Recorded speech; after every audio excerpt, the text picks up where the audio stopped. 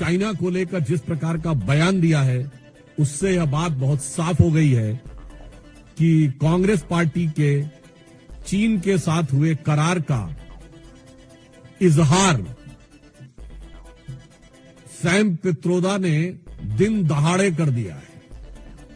प्रत्यक्ष रूप से साफ साफ दिखाई पड़ रहा है। और ऑन द लाइटर नोट मैं कहना चाहूंगा, हिंदी में कहावत होती है, गुरु गुड़ रह गए और चेला शक्कर हो गए। मगर यहां जो चेला है वो तो गुड़ रह गए और गुरु चीनी हो गए। परंतु गंभीर बात यह है कि जिस प्रकार की बात सैम पित्रोदा जी ने कही है, वो भारत की अस्मिता, भारत की कूटनीति और भारत की संप्रभुता पर बहुत गहरा आघात है।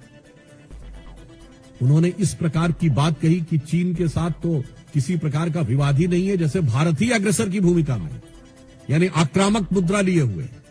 और ये कोई उनका अलग बयान नहीं है। जो ओवरसीज कांग्रेस के चीफ हैं, यानी समुद्र पारी कांग्रेस के प्रमुख हैं, अब समुद्र पार से तो सोरस के सुर भी कांग्रेस के साथ मिलते हुए नजर आते हैं।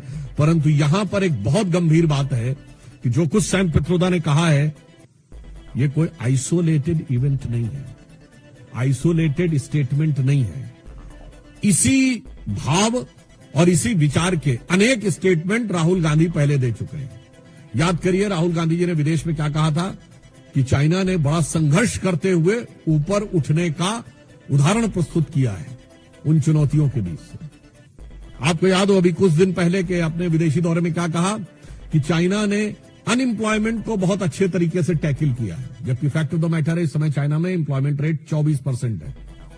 2023 में जनवरी से लेकर जुलाई के बीच में अनएम्प्लॉयमेंट रेट वहां पर बढ़ते बढ़ते हो गई 17-18%। और उन्होंने फिर जुलाई 23 से जनवरी 24 डाटा देना बंद कर दिया, फिर डाटा का बेस चेंज किया और जनवरी से लेकर अगस्त के बीच में किया, फिर बदले बेस पर भी वो 24% हो गई। मगर राहुल गांधी जी को उसमें बहुत महान चीज नजर आती है। फिर याद करिए, यही लोग कहते थे कि चाइना में प्रेस फ्रीडम इंडेक्स में हमसे ऊपर है, जबकि चाइना के डिफेंस मिनिस्टर ली शॉन्गफू गायब हो गए, चाइना के फॉरेन मिनिस्टर क्विंग गैंग गायब हो गए, वहां की सबसे बड़ी कंपनी अलीबाबा के चीफ जैक मा गायब हो गए, परंतु इनको उसमें भी नजर आता था।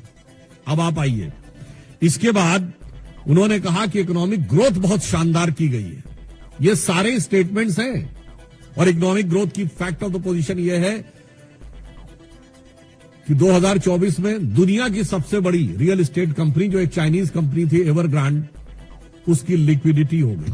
हांगकांग कोर्ट ने कह दिया लिक्विडेट कर दिया जाए। चीन के ह्यूनान प्रोविंस में कई बैंक्स बैंकरप्ट हो गए, कितनी रियल एस्टेट कंपनीज बैंकरप्ट हो गई। That is one other thing. उस प्रक्रिया में जब हम यह देखते हैं कि यह बयान सैम पित्रोदा का आया है, पहली बात तो हम बहुत साफ करना चाहते हैं, भारत सरकार प्रधानमंत्री श्री नरेंद्र मोदी जी के नेतृत्व में विश्व के हर देश के साथ अच्छे और सौहार्दपूर्ण संबंध चाहती है, परंतु वो राष्ट्रीय स्वाभिमान, सुरक्षा और सुदृढ़ता को बनाए रखते हुए।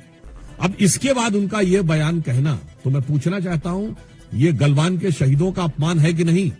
मैं कांग्रेस पार्टी से सीधे पूछना चाहता हूं। गलवान में जो हुआ, हमारे 20 सैनिक बलिदान हो गए, और उसके बाद यदि आपका ओवरसीज का चीफ इस प्रकार की भाषा बोलता है तो यह निंदनीय है, भर्त्सना योग्य है, और यह भारत और भारतीय सेना, भारतीय सैनिकों के बलिदान का घनघोर अपमान है। आज की बात हिंदी न्यूज चैनल में आपका स्वागत है। हमें फॉलो करें Twitter, x, Instagram, Facebook, Telegram, WhatsApp, website और यूट्यूब पर ताज़ा और वायरल खबरों के लिए। लिंक विवरण बॉक्स में दिया गया है।